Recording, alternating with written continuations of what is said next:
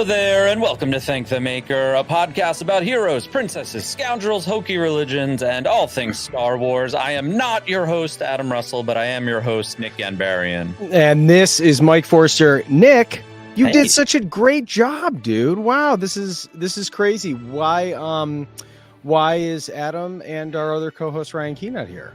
Why am I not with them? Why are we not all with them on the Emo's Not Dead cruise right now? That sounds fun. Fun fact, Bayside was offered at that tour or that show, but we were unable to do it for baby reasons. So, okay. So yes, imagine that. You'd be here all alone if all of Thank the Maker was on that boat right now. Well, I think, that could have been cool. I would have liked to go into that. Is there tell me a little bit about Emo's Not Dead or the Emo's Not Dead cruise. This is the YouTube channel, Emo's Not Dead. I believe so. I think Matt Cutshaw has something to do with it. Okay. I don't know too much about it. It sounds fun. I've always wanted to play on a boat. There's something called the Rocks Off cruise, which in New York, which is basically just like a 3 or 4 hour cruise around the Hudson. Like basically you leave, go around the Statue of Liberty and come back. I've seen the Bouncing Souls, Mariachi a la Bronx. Like that's not a cruise. Like the one they're on right now is a couple days long, and they get to hang out and I assume play a couple shows. And sold out. Looks awesome. Hopefully we get to do it eventually. I want to play on a boat. I'm on a boat. Okay, so but let's bring us back to shore here for a second, because Bayside, since we last talked, came out with a new song. Oh, I'd love to talk about Bayside. Let's talk about it, because the new song rips. It's very heavy. It's very good. Yes. Thank you. How has the reception been to this new bangerang of a track? Well, our fans are the best, and we have like 100% success rate on Rotten Tomatoes. Like they love it. It's tough getting out of our bubble, though. Sure. So I'm watching the positive and negative of things these days. Is you could watch how your song is doing analytically. So I'm just watching it only go so far. So if you're out there and you have heard it, keep listening. If you haven't heard it, give it a shot. Yeah. And if you've never heard us, good entry point. Listen to our new song called The Devils. And is that like, is from a strategy standpoint, because this is a Punk and Emo podcast. Is there like, are you getting, at least seeing some of those alleys get crossed in regards to being like, new rock rather than emo? Like, are you seeing some of that transition? We had that. That is our goal right now, and we had that with How to Ruin Everything, which we had the singer of Ice Nine Kills on. We did have some crossover there, and not so much since. So we're doing our best, All right, and then just like every other algorithm-based social media or streaming service, everything is gate kept, until you pay them. And it's a very Spotify literally has this, they're kind of pawning it off as a marketing tool, but it's a literal pay to play thing called Spotlight, I want to say, where they're like, if you just give us a marketing budget, we'll recommend your songs to people. I'm like, I don't know if that's legal, but I guess it's marketing. They're So what you're telling everyone is to buy Spotify Premium and say, who recommended you? Actually, Nick Ganbarian from Bayside. Yeah, help us out. Yeah, we can do that. But and we're going on tour in April. That's like 5 weeks away. Are you excited? Is there any what shows need to sell out? Let's put it that way. Like who's lacking right now? They all do. Well, you know what? You know who's finally not in last place, because I keep busting Sarah and Steven's balls about it. Houston was in like last place of like the entire tour, but they no longer are. I think Atlanta is in last place. Really? Yeah. I think San Diego is the first one that will sell out. So we'll see. Okay. It's all selling really well. We got, a lot of, we have a newer band opening called Winona Fighter. Then we have Winona Fighter's great. Yep. Our fans will love them. Yep. And then the middle of the bill is, very nostalgic. It's Armor for Sleep and Finch. Sure. And then we have the nostalgia, plus we are still creating new music. So it's got a lot of new and old going on our tour. Yeah, this is great. And speaking of new things too, we got a new episode of Bad Batch today, episode 4, which did throw me for a loop. because I realized that we had 3 episodes to comb through as its opener. I was in bed last night, like at a very reasonable time, like maybe 10:15 the latest I was in bed. And I forgot 2 times that Bad Batch was on at midnight. I fully forgot. I was like sitting there watching, I think I put on that Animaniacs reboot. I was watching What We Do in the Shadows, and I was like, oh, shoot. It's like 10:45. No, I'm like, it's 10:45. Bad Batch is on soon. And then like 11:45 rolls by, and I'm like, I almost fell asleep. Bad Batch is on in 15 minutes. So I stayed up. Thankfully, it wasn't a 3-episode little run. It was just a 27-minute little banger. It was cool. I was getting a little scared until the end. That little, dare I say, what do we call them on our bingo cards? Not Monster of the Week, but Adventure of the Week. Yeah.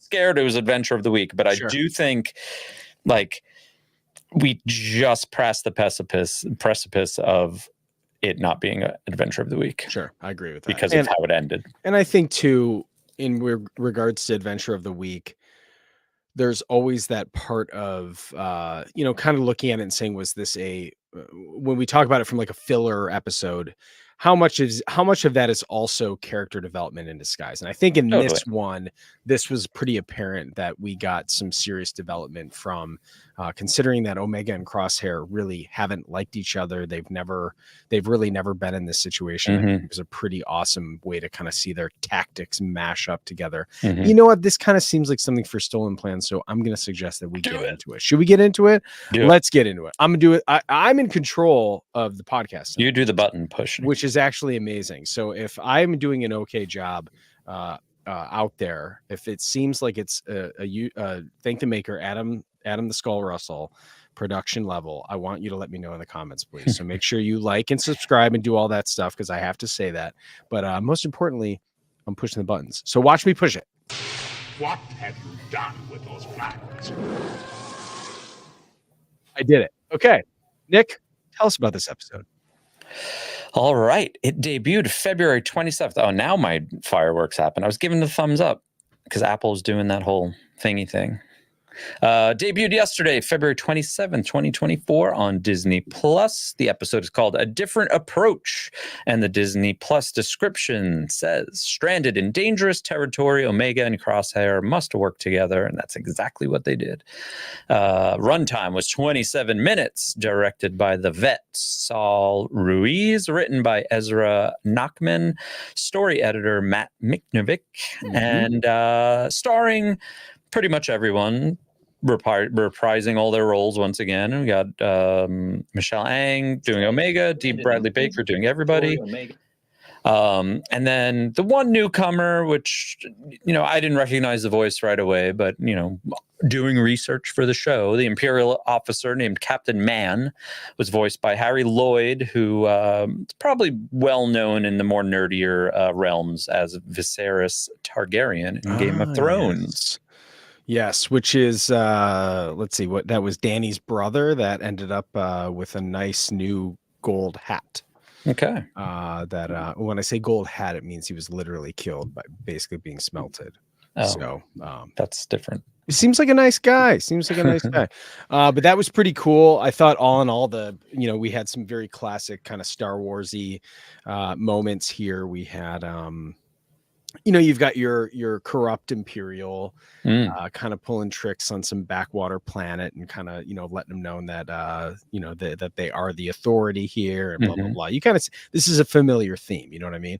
I think there's some interesting parts about this episode. Well, just going into the description, I think we could start our discussion there with Omega and Crosshair needing to work together. Right. And that power dynamic was very interesting, because I do think that Crosshair really was hands off for me. He was letting Omega run, the mission basically. Right. But he was kind of like here and there. He was just like, I don't know if we should, but okay, which I think is pretty interesting, like to just be that kind of person in that scenario, to be like, I think I know better, but okay. let's let the kid do it. And, it all pretty much, it worked out. Right.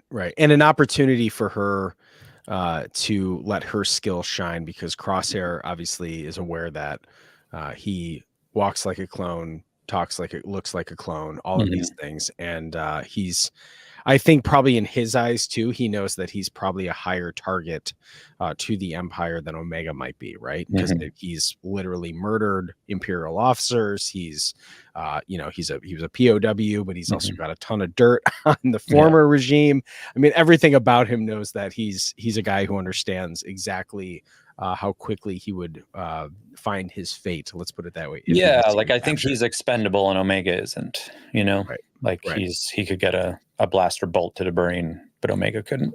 Right. I get that. Yeah. So we start this planet off. They're coming in on this ship that's just burning hot, and they crash it right on this planet called Lao, according to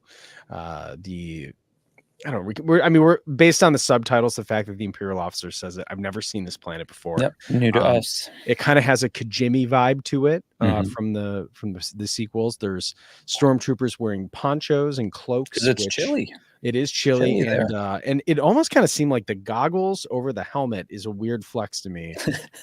It's like we're really making sure that nothing gets in your eyes. But what I kind of saw in the overcoats and the goggles was actually probably a lead up to the Mud Troopers in Solo, which are the kind of Imperial Army ground forces, and they've got the General Veer style open bucket, but then they wear the gas masks and the ponchos on the planet Mimban. So I thought that was pretty awesome.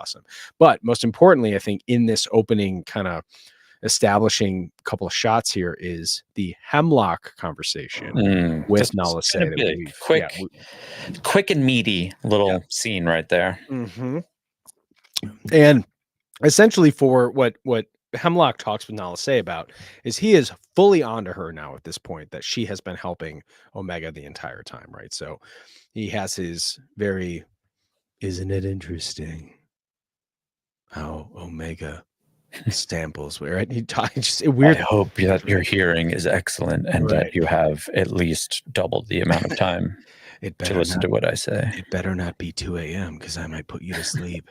But I think what's interesting is he says that, suspicious that all the samples that you've taken of Omega have never yielded results, yet the first one yielded outside of your control.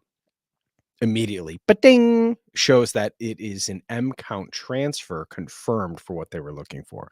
So I think last week we were kind of debating between being like, is she force sensitive? Is she force midichlorian count, whatever. But I think what we have now confirmed is that she is her blood, her body is able to transfer and accept midichlorians, which might not manifest into the force, but at least be able to, almost like if someone was to kind of be like look at it this way, in vitro fertilization for someone, right? Or a carrier or something. So I think that's interesting because, I think there was some speculation of saying, is Omega, are they giving her the force? Is her mutation the force? And I think more so her mutation at this point supports that she's able to accept midichlorians without her blood, her body destroying them, which would make sense if you're looking to say build an army of people who need to hold on to midichlorians, knowing it or not, in case you were to possibly necromance yourself, right? So I thought that was pretty interesting. So then we cut back to basically what I'm saying is it doesn't look good for Nala Say. No, and my just in that moment too, now that she's caught, and the Batch and Omega are going to make their way back to Mount Tantus, I wish I could go back and edit my bingo card and change one of them to a Nala Say sacrificing herself, most likely for Omega. That makes sense. That does make sense. I probably would have added that back to my bingo card. I think I have like Nala Say gets it in the end, right? She's not gonna make it, right? The Kaminoans are gone. Yeah, I think it's still gonna happen. We'll move on. So Omega basically tries to bribe a spaceport gate worker, which is, your classic Han Solo. I got this coaxium, let me through. And the gate worker essentially says, yeah, it's going to cost you 30,000 credits, which is a hilarious amount of money. It's given high. it's it's high. Given the fact that Luke like straight up screams at Han Solo on Tatooine saying like 10,000, like we buy our own ship with that. 30,000 credits is hilarious to me. That's and I Omega would was say just inflation, but technically deflation. timeline wise, yeah. Right. Unless the Imperial credit just got stronger over time, right? So there was something very, and just the fact that Crosshair like is like, okay, well, that pretty much means no, and Omega's like, I can figure it out. Okay, sure. The kid is resourceful. Let's do it. They have to figure out how to get these 30,000 credits, and then they go in, they do the classic undercover. Like let's steal some stuff off a clothesline. We don't have dryers here on Lao. We go with the old-fashioned clothesline. And their outfits, the swag on these costumes, right? I like them. Very Hoth inspired. Did you get that? Did you get that vibe?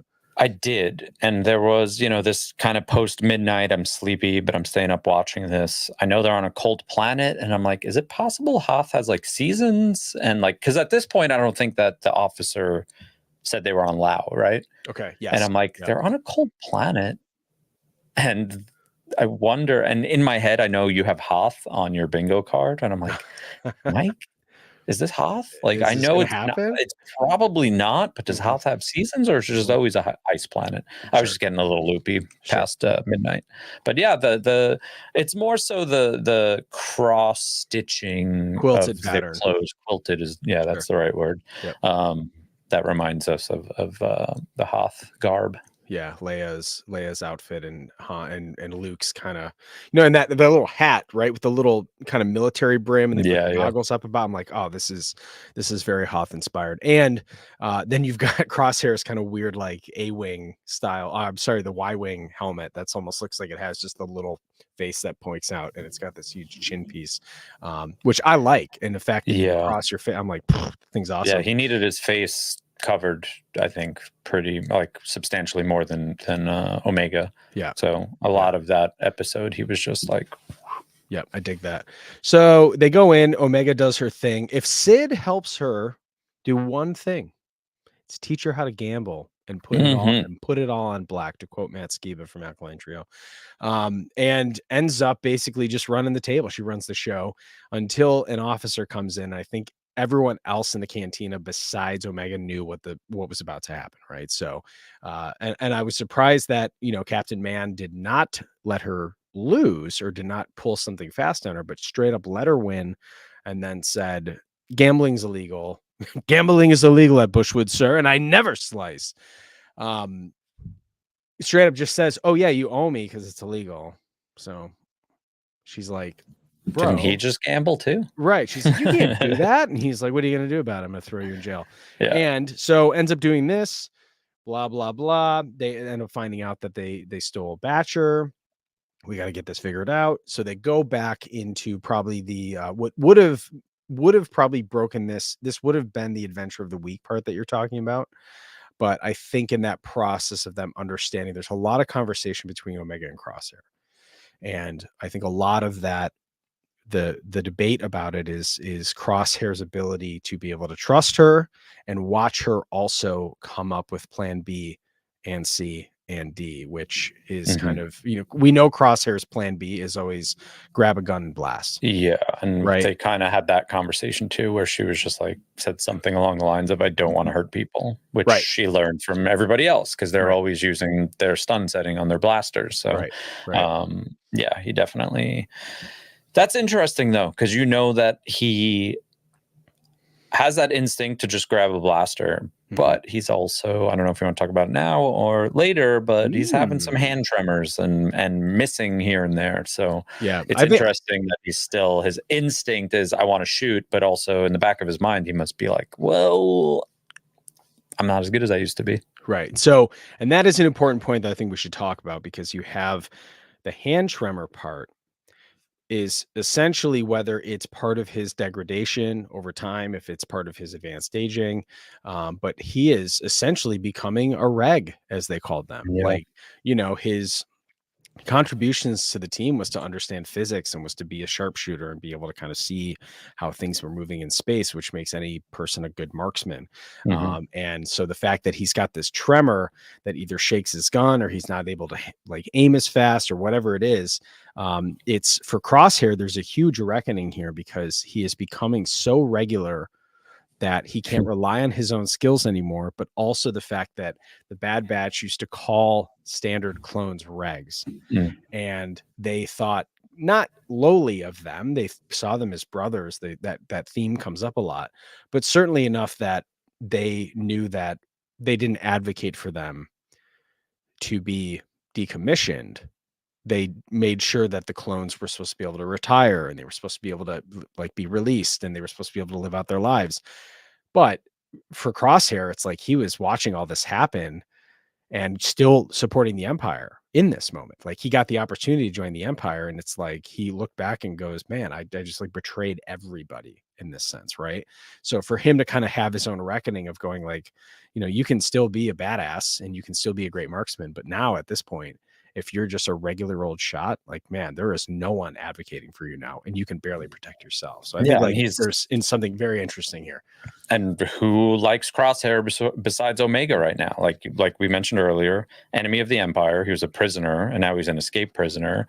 The Batch is probably accepting, obviously, but not in good standing terms. So Omega is like all he has in this scenario right now. Right. Do you think? Okay, I feel like nothing is ever. Things are done with purpose in Star Wars. So Crosshair's hands tremor, and then the other person having hand issues or at least pulling attention to his hand is Hemlock, constantly doing this sort of, you know, thing with his hand. So I don't know possibly what the connection could be.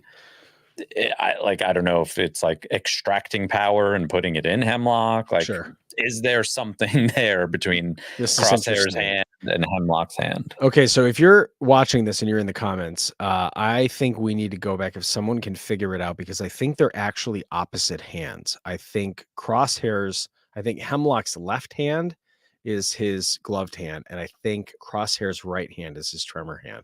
So if you we have patrons, we have Discord members, we have the same YouTube people. We have YouTube right now. So like if someone can confirm that they are opposite hands, there's certainly something interesting in there of what's holding that together. I like the symbolism. I like it a lot. There's just why would two people have hand issues, you know? Yeah. It's strange. I'm interested on this. Okay, so the other thing, let's talk about this.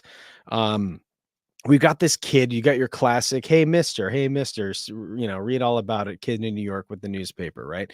But he's selling fruit outside. He's got this kind of cool, these cool like goggles on. And I'm assuming this is just to keep your face warm on this planet. We don't get his name, Street Kid, right? We don't get his name, but he does give some information as to where Batcher went. But like all scumbags on this planet, he's like, dude, I got to get a little chit of this. And he's selling fruit, which is interesting on a planet that's very cold and seemingly desolate, which is like, you know, hey kid, it's not that kind of movie. You know what I mean? But what's interesting about it is they look like Malurons, and the patrons are like, oh, cool, check that off the list. But he actually calls them. Yes. What's the name of it? He calls it Kachu or something? Kachu. Yeah. Kachu, half price. So Kachu is, are we in banana plantain territory? Like what's going on here? Regardless, the patrons do not get Malurons on there, because this could be a different fruit in the Star Wars universe that we do not know about. So I can hear the collective groan from them right now on their bingo card as they remove their piece. I'm sorry, Physics Buddy Joe. It's not the same thing.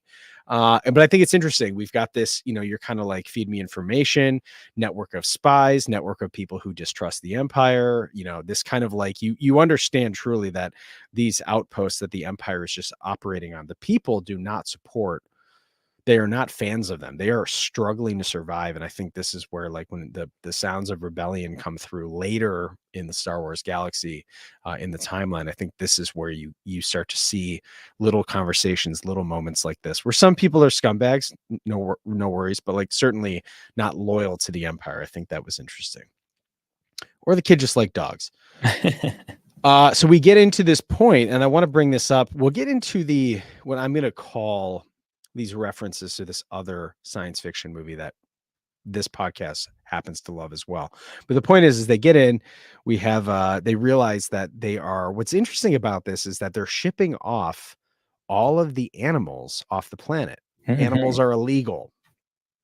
Pets are illegal. What did he say? He said something is illegal here this is when he gives us the name of the planet. So what do you think they're doing? Why no animals? What is this?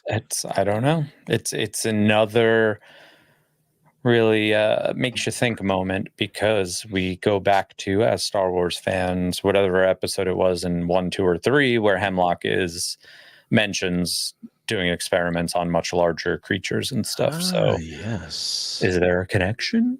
We will see. Is there a connection? Okay, I like it.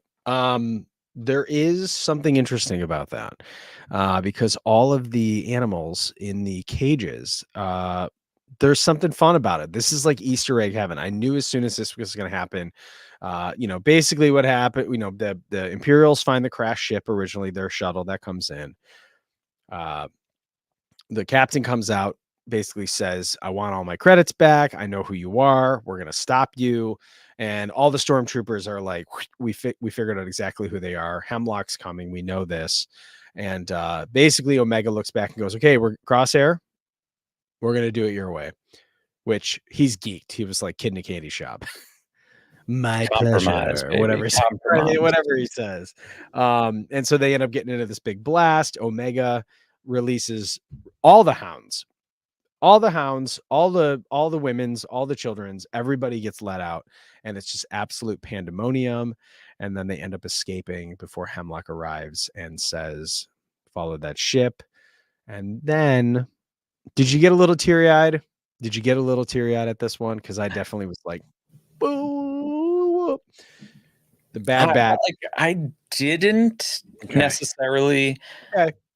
Only because when you think about it in human Earth time, we only had to wait 1 week from last week, Sure.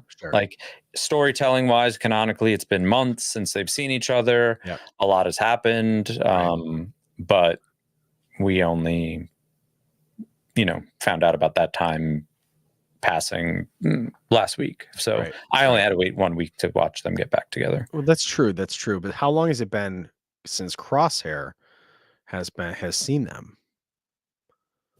That Because one, yeah. The last time Crosshair had saw them was when he basically agreed not to kill them on Camino before it was bombed, right? That would be season 1. That can't be right. Yeah.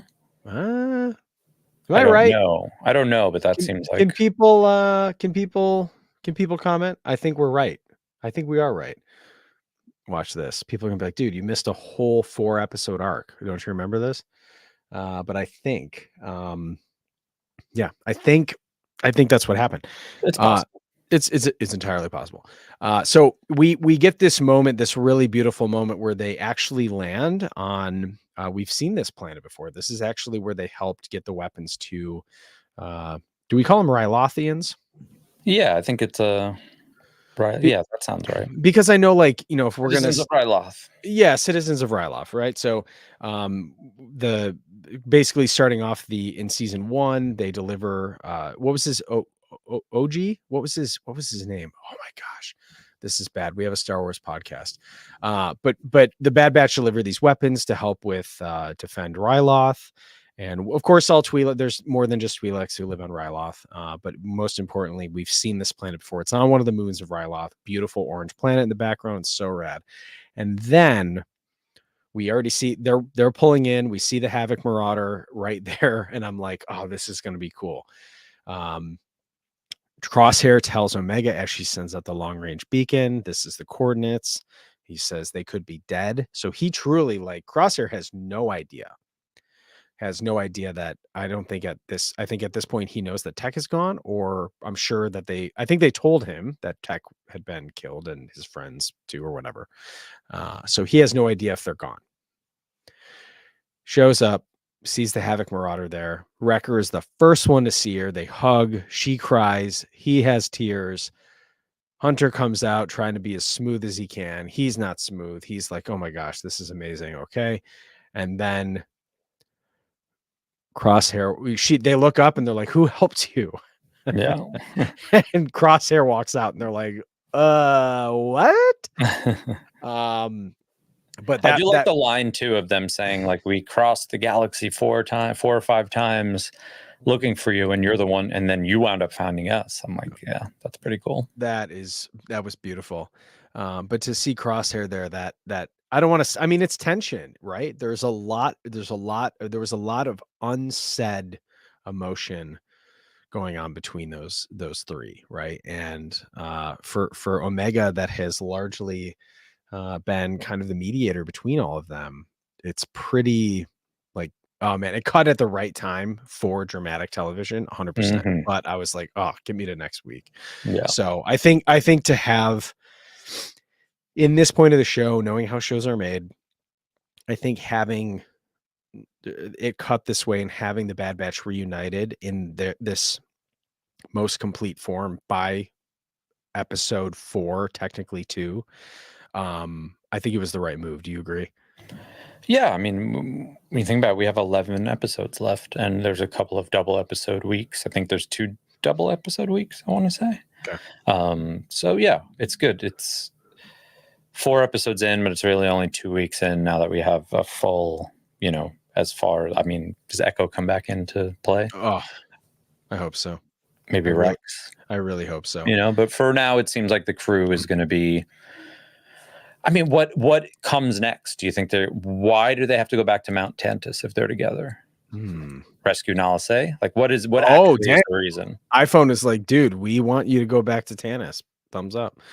I think we have to. I think at some point either Omega is going to go, we have to protect Nala Se, or they find out what's happening there, or Omega is basically has to break it to the Bad Batch that she knows what they've been planning all along.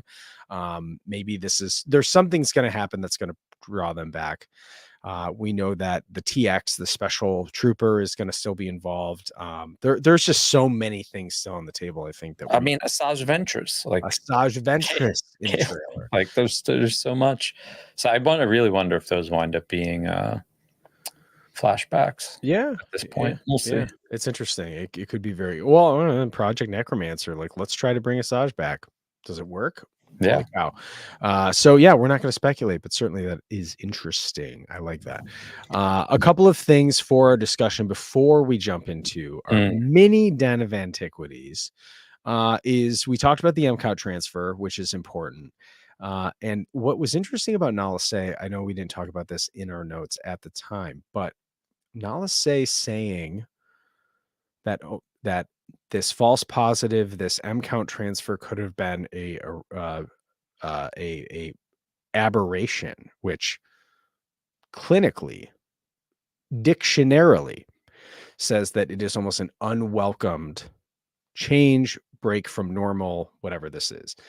So while we know that the clones have defects that either were mutated that way, we'll have to listen to exactly what they say in the first couple episodes of season 1, but the clones themselves, I think, were done on purpose, or at least encouraged to mutate, or encouraged to just be different, or whatever their mutations were.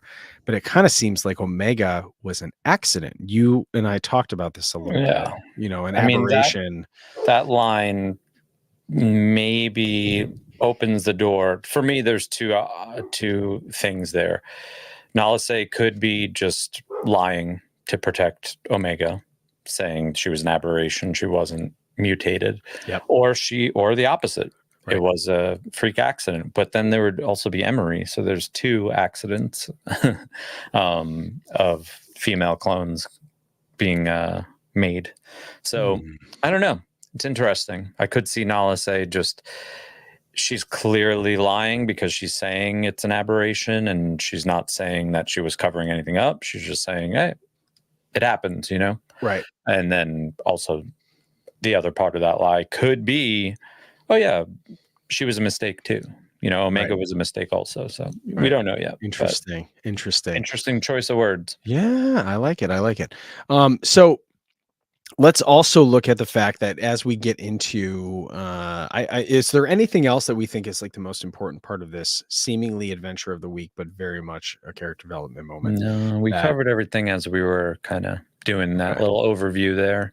But this just felt like it felt like a really great. I remember in some of the other episodes, you know, where season 2 had one, season 1 had one, where you kind of doesn't have this emotional pull at, you know, you go, okay, that was an adventure of the week episode. And you're kind of like, it's fine. It was fun. Like, yay, you know, but this one felt worth it to me, to have this moment.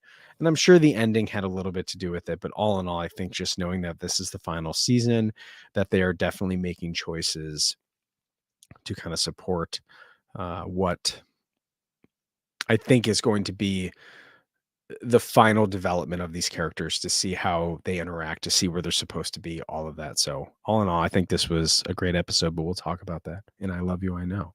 But for now, I'm going to hit this Den of Antiquities button. It's a short one. It's a small one, but I just want to hit this button. For over 1,000 generations. It is the dark saber. Run, gosh. It's a Calicori. A Sith wayfinder. Dark science. Cloning. Secrets only the Sith knew. I did it. Wow, I love Pretty it. good. I hit that button. I hit that button with purpose, which I like. I can see why Adam has a lot of fun doing this. First of all, mini Den of Antiquities I always love whenever there's a busy scene. I always feel like this is an opportunity for the animators to have a lot of fun, right? And I found a couple of, besides the Kachu instead of a Maluran, which we can argue at this point, there are more fruits or veggies in the planets, in the galaxies of Star Wars besides one. So that's not really a Den of Antiquities. The one thing I did notice, so we get into the cantina, bar, nightclub, whatever we want to call it. I think cantina works. And I noticed that Dawson. You know who this is, Nick? No. This is one of those Star Wars characters that, like, you know, the only reason we know they have a name is because of some, you know, bubblegum trading card. Yeah, exactly. Okay, yeah. But the triangle headed characters with the glowing eyes that kind of pops up in A New Hope. They are called the Arcona species, and the one that we saw in Mos Eisley was named Dawson. Wow. So okay. I'll throw that in. Star Wars trivia coming up, I'm sure, May 4th. Maybe that's a good one to throw in. But there was a species of them in the background, which I thought was kind of funny, and a model that kind of looked like Emery, which I'm like, maybe, you know, animators are like, save it on the other budget. We didn't get to see, there wasn't anything special about the Trandoshan that she was playing the first time, but I did think that was kind of a funny callback to Sid, that like she's got the one over on Sid, right? So it's kind of like, you know, she was out in the wild playing as a Trandoshan. It was not Sid teaching her how to play. So I thought that was kind of a little maturation example there.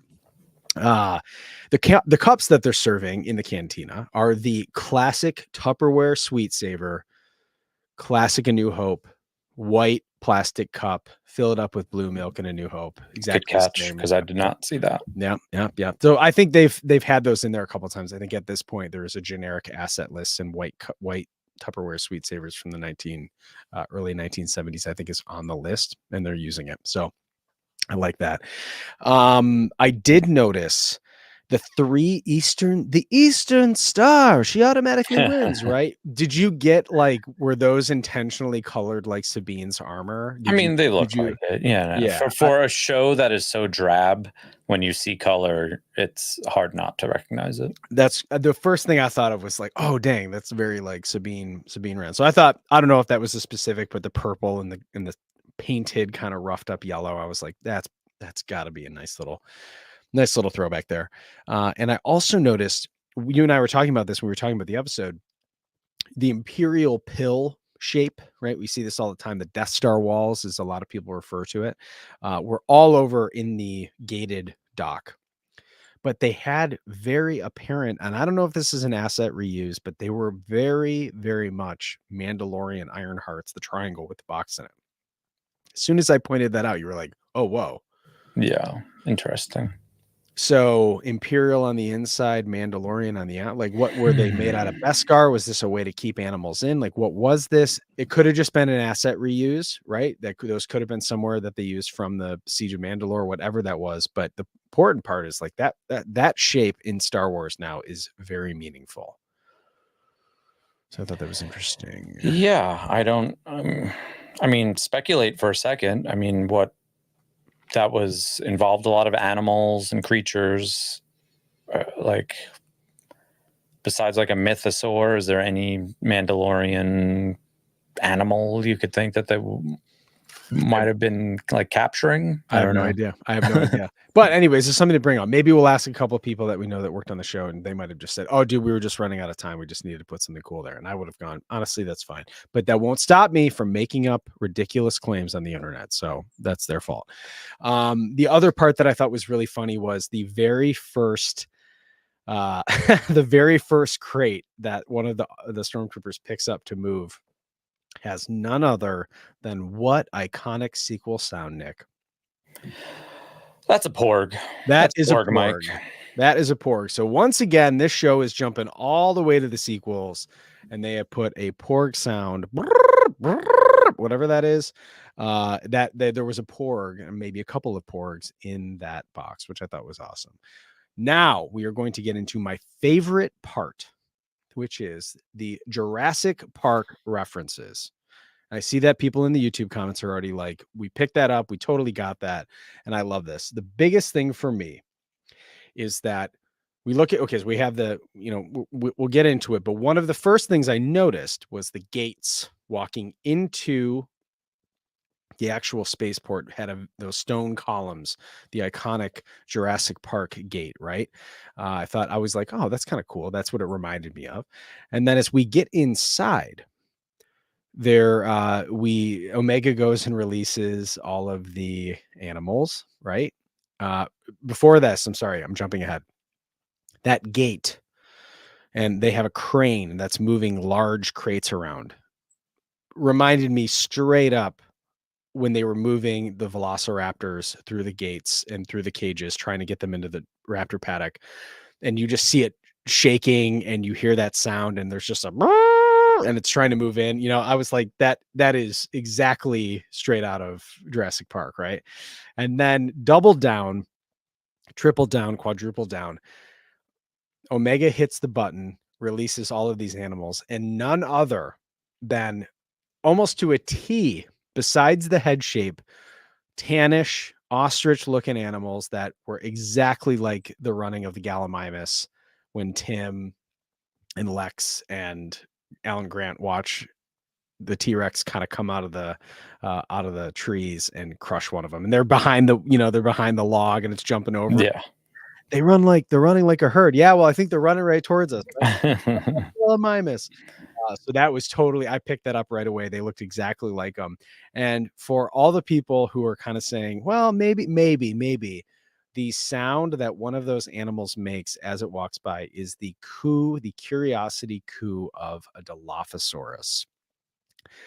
Straight out of Jurassic Park. I remember that sound because none other than the stickiest, grossest dinosaur in all of the original Jurassic Park, killing Dennis Nedry, right? None other than Newman himself. Hello, Newman. That sound, that little that it makes, absolutely straight out of the Lucasfilm Sound Archive. I thought that was awesome. And I wouldn't be surprised, of course, I think tying into sequel trilogy again, you think too, I think we both confirmed this, the doors open, just let man get picked off, and I thought it was the same as you, which is a Rathtar. Yeah. I mean, it could be you would have liked to have seen a Rathtar, but I also can't imagine that's worth animating because that thing's crazy looking. Right, for sure. There's a lot of crazy eyes looking on for like thing. that one scene, so you might as well just throw a Right. tentacle out there. Yeah, and the tentacle kind of has that like suction. It's kind of almost like a squid scoop on it. It like grabs him and pulls it back in. But that also kind of felt like I thought we were going to see some T-Rex looking thing come out, and but regardless, I thought that was pretty awesome. So yeah, I think for the Den of Antiquities, I was actually surprised that we were able to chew through it. And I think for people who have asked about this, the Den of Antiquities, it is hard to get multiple rewatches where you see it. And I know that some people have said, oh man, I wish you guys would do the deep dives. Our patrons do a crazy deep dive on some of this stuff because some of them get more time to watch it. But please, as always, if you want to join our Patreon and be part of the discussion, it's a lot of fun to see where cycles or where assets are reused or where people recognize things from other shows. It's awesome. It's probably one of my favorite things about when a new episode comes out, when people get to chew through it. So Patreon on Thank the Maker would be awesome. Please join us on there. I think we have to get into I Love You, I Know, man. I want to talk about the parts that we love most, and I want to know, do we have some Discord, some Patreon comments? Do we have any love on there? I will say that I love this comment from Stacey Leanne. It says, "Is Wait, Omega?" No. What? Let me hit the button. Oh, you got to do it first. I know. Yeah, that's nice. That's real nice. Okay, yeah. Now, Gotta get the sound bites. I love you. I know. Tell me so about it. Stacey Leanne says, "Is Omega going to be the one to push the button that opens all the clone cell doors?" Foreshadowing. I love that. Ooh, Love that. I like that. I'm on board for that. What else we got? Yeah, we didn't ask them what their favorite moments were. So unless someone tells me what their favorite moment is in the next 10 seconds, I'm just going to say what my favorite moment is. Yeah, well, let's see. I think I'm looking and seeing. We have the stream chat is definitely going right now. A lot of gifts. Yeah, a lot of gifts. People are. There's definitely a lot of. There's certainly a lot of Dilophosaurus gifts in there right now. I think in my side of things, my favorite part of I think looking at this entire thing, I find Crosshair's that moment today of him recognizing that he's not the Crosshair that he thought he was, that Omega has always done things her own way, or she does things differently than him. That moment for me is for him to realize that like he does not have his skill set that makes him unique anymore. That's probably it was tiny. We barely saw it. I think when people go and rewatch it, you'll see that he kind of almost looks like his hand, like fraction of a second, right? I think that was my favorite moment because like what that means for Crosshair in the future is a crazy development. So I think that was my favorite takeaway from this episode.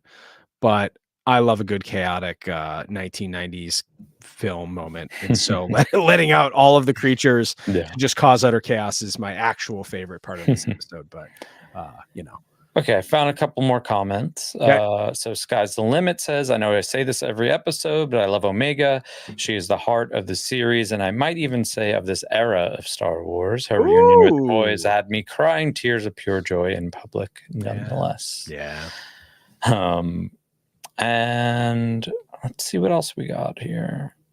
This is more, not a I Love You, I Know necessarily, but In the Shadows of the Empire says, "I'm really interested to see how they play the dynamic between Crosshair and Hunter Wrecker."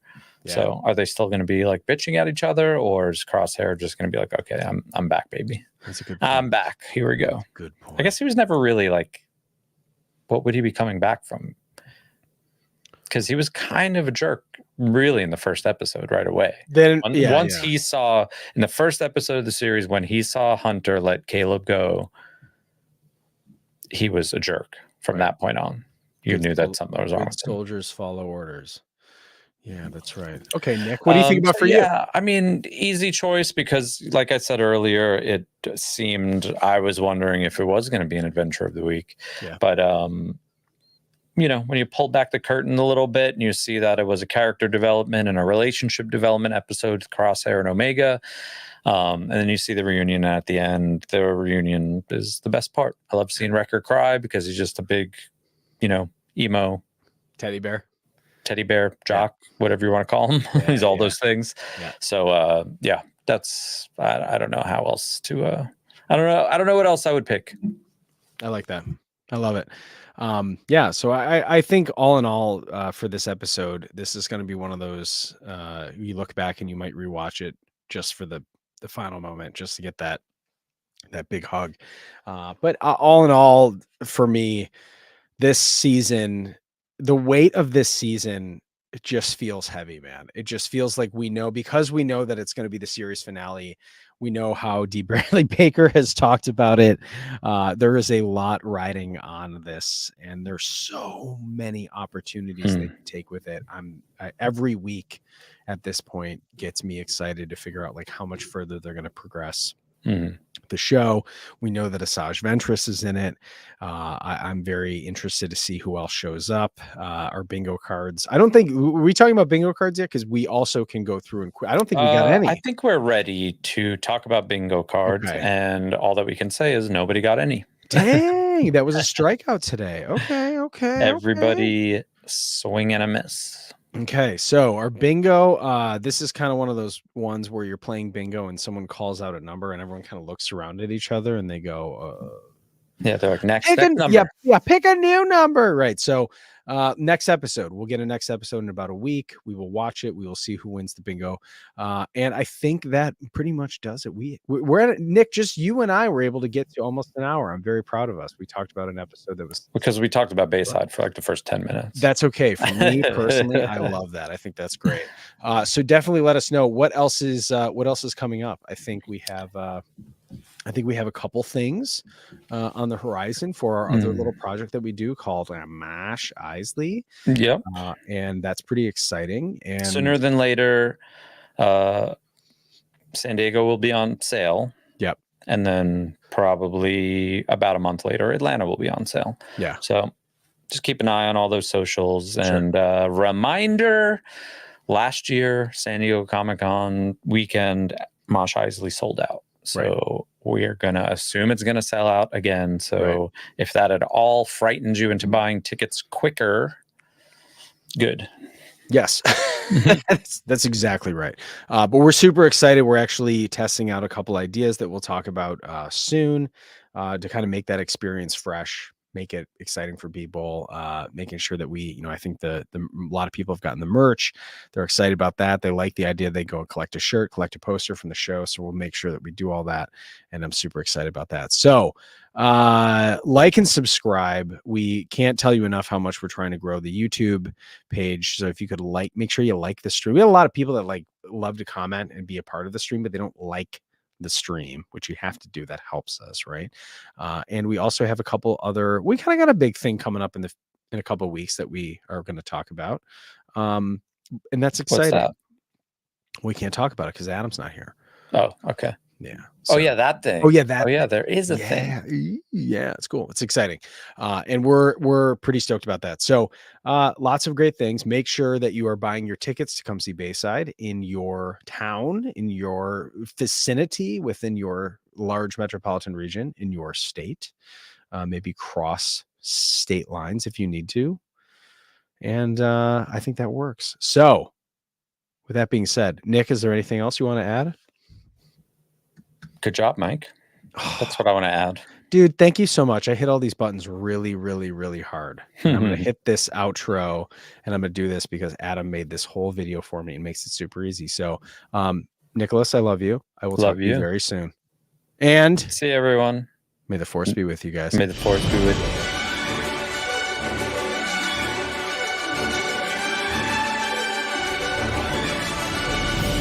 If you enjoy Thank the Maker, you can support us by following and leaving a review on Apple Podcasts, Spotify, or wherever you listen. Or you can support us directly at patreon.com/thankthemakerpod, where you can get access to our Discord server, exclusive content, exclusive merch, our recording live stream, and more. Our patrons quite literally make Thank the Maker possible.